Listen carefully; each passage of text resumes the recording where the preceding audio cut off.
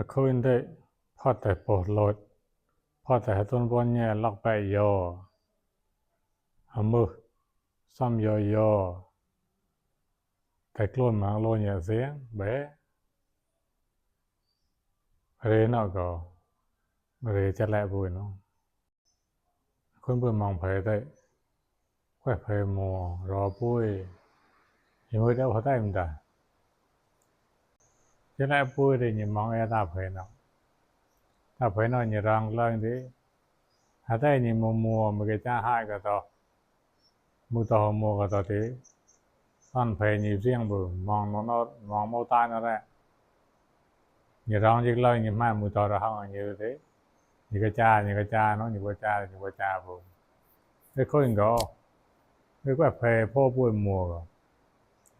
ก็ตั้งคนปลอดเลยดินี่ก็เบยอจะปันเอาให้ก้านะเบสิประจายนี่ปันให้ก้าดิคนก็ต้องฟังเลยดินี่แรงหนังเสียง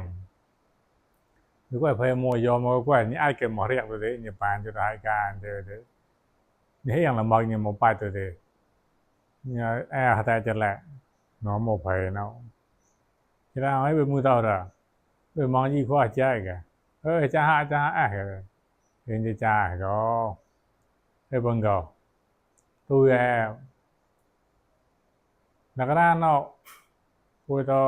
ไปเลยใจเกิดทำปอยปงบอกจ่าแต่หลดเลยดีนี่แปะว่าจะแหลกก็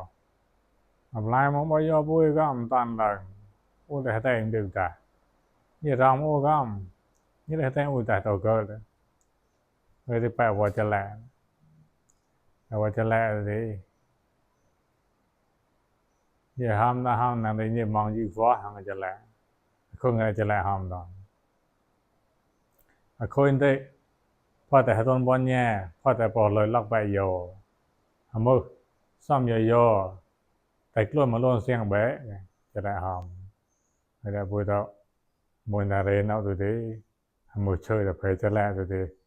ชอบเกิดอะไรก็ตัวดีไปโปรดในก็คนลายต่อคนพูดต่อแล้วคนพูดด้วยมันเอาพูดต่อพอแต่ปอดเลยพอแต่ก็ปนแย่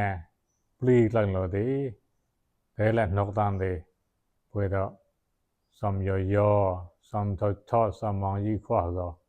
อะไรล้นกว่าเธอล้นกว่าแต่ล้นมาแต่งก่อนโน่ก็คนพูดคนลายต่อก็เกิดตายนี้ก็ตอนนั้นไปในเชฟบ้านเราแล้วพอก็จะคือแต่งกุนอ่ะ